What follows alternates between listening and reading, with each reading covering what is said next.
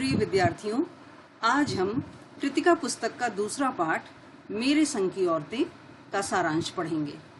यह पाठ एक संस्मरणात्मक गद्य है और इसकी लेखिका मृदुला गर्ग हैं। इस पाठ में लेखिका ने अपने परिवार की औरतों के बारे में बताया है। साथ ही यह भी बताया है कि परंपरागत तरीके से जीते हुए भी लीक से हटकर भी जीवन जिया जा सकता है। लेखिका की एक नानी थी, परंतु उन्होंने अपनी नानी को कभी देखा नहीं था।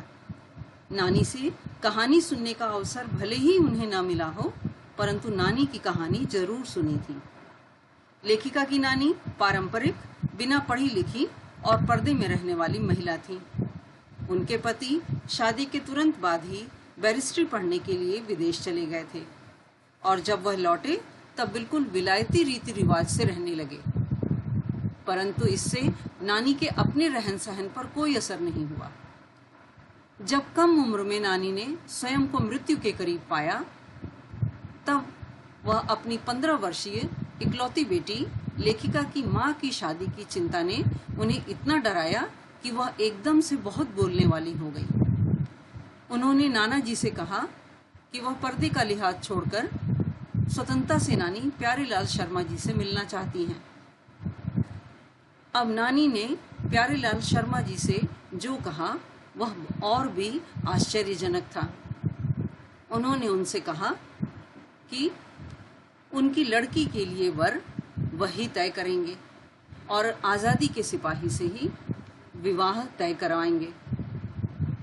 तो वास्तव में नानी अपनी निजी जिंदगी में बहुत आज़ाद ख्याल की थी। इस तरह लेखिका की माँ का विवाह एक पढ़े लिखे होनहार लड़के से हो गया और वह सादा जीवन जीने और उच्च विचार रखने पर मजबूर हो गई। वह परंपरागत माँ के समान नहीं थी, फिर भी लोग उनका बहुत सम्मान करते थे। वह बहुत ईमानदार तथा निष्पक्ष थी और कभी झूठ नहीं बोलती थी और किसी की भी गोपनीय बात को दूसरों से नहीं कहती थी, इसलिए लोग उनका बहुत आदर करते थे। लेखिका के घर में हर व्यक्ति को अपना निजत्व बनाए रखने की छूट थी। उनकी एक परदादी थी और वह भी लीक से हटकर चलती थी। यदि उनके पास 2 से अधिक धोतियां हो जाती थी तो वह तीसरी दान में दे देती थी। परदादी बहू के गर्भवती होने पर मंदिर में जाकर पहली संतान लड़की होने की मन्नत मांग आई और सबके सामने इसका ऐलान भी कर दी। अब उनकी मन्नत का यह असर हुआ कि भगवान भी अफरा तफरी में आ गए और एक के बाद एक 5 कन्याएं धरती पर उतार दिए। इसके बाद लेखिका के एक भाई का जन्म हुआ। एक बार हवेली के सारे पुरुष बारात में गए थे और घर की औरतें रत जगा कर रही थीं, रात भर जागकर नाच गा रही थीं। तभी एक चोर परदादी के कमरे में आ गया। आहट होने पर परदादी जग गई। उन्होंने चोर से पानी लाने के लिए कहा।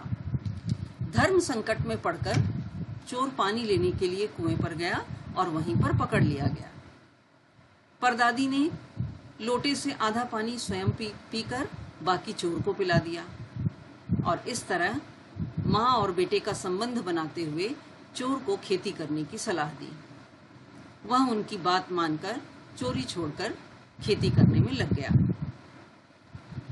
15 अगस्त 1947 को जब देश आजाद हुआ तब उस समय लेखिका बहुत बीमार थी। उन्हें इंडिया गेट जाकर आजादी के जश्न में शामिल होने की इजाजत नहीं मिली। उनके बहुत रोने पर पिताजी ब्रदर्स कारामजो उपन्यास पढ़ने के लिए दिए, क्योंकि लेखिका को किताब पढ़ने का जुनून था। उस उपन्यास का एक अध्याय बच्चों पर होने वाले अत्याचार पर था, जो पहली बार में ही उन्हें याद हो गया। अब लेखिका अपनी बहनों के बारे में बताती हैं कि उनकी सबसे बड़ी बहन का नाम मंजुल भगत था, जिन्होंने शादी के बाद लिखना प्रारंभ किया। लेखिका शादी हो जाने के बाद मृदुला गर्ग के नाम से लिखने लगी। उनसे छोटी बहनों का नाम चित्रा, रेणु तथा अचला था और भाई का नाम राजीव था। अचला और राजीव भी लेखन के क्षेत्र से जुड़ गए। लेखिका की बहनें भी लीक से हटकर चलने वाली थी। बहन रेणु को तो गाड़ी में बैठने के साथ साथ इम्तिहान देने से भी परहेज था और सच बोलने में वह माँ से भी 2 कदम आगे थी। बिना मेहनत के ही वह लोगों को हंसाती थी। उनकी बहन चित्रा को खुद पढ़ने से ज़्यादा दूसरों को पढ़ाने में दिलचस्पी थी, इसलिए इम्तिहान में उसके अंक कम आते थे और उससे पढ़ने वालों के अंक ज़्यादा आते थे। जब उसकी शादी का समय आया तब उसने एक नज़र में ही लड़का पसंद कर लिया और ऐलान कर दिया कि वह शादी उसी से करेगी। सबसे छोटी बहन अचला पत्रकारिता की पढ़ाई की और बाद में पिता की पसंद से शादी भी कर ली। 30 वर्ष की होने के बाद ही उसे भी लिखने का रोग लग गया। लेखिका अब अपने बारे में बताती हैं कि शादी के बाद वह बिहार के ऐसे छोटे से कस्बे डालमिया नगर में रहीं जहां पर स्त्री और पुरुष चाहे वह पति पत्नी ही क्यों ना हो, पिक्चर देखने भी जाते तो अलग अलग बैठते थे।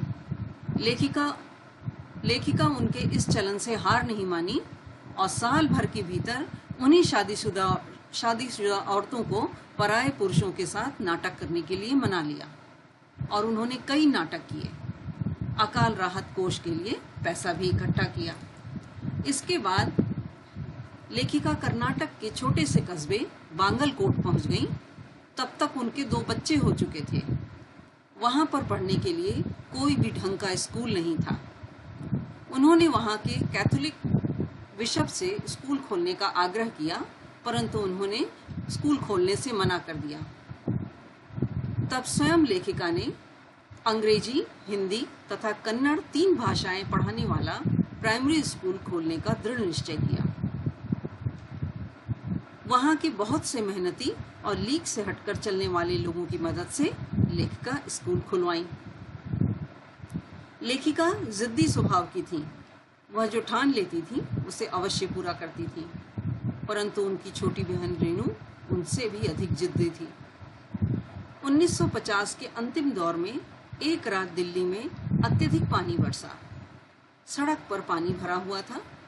स्कूल, सरकारी दफ्तर सब बंद थे। लेकिन इसके बाद भी रेणु अकेली पैदल स्कूल चल दी। वहां का चौकीदार उसे देखकर दंग रह गया, परंतु रेणु को इस बात का कोई मलाल नहीं था।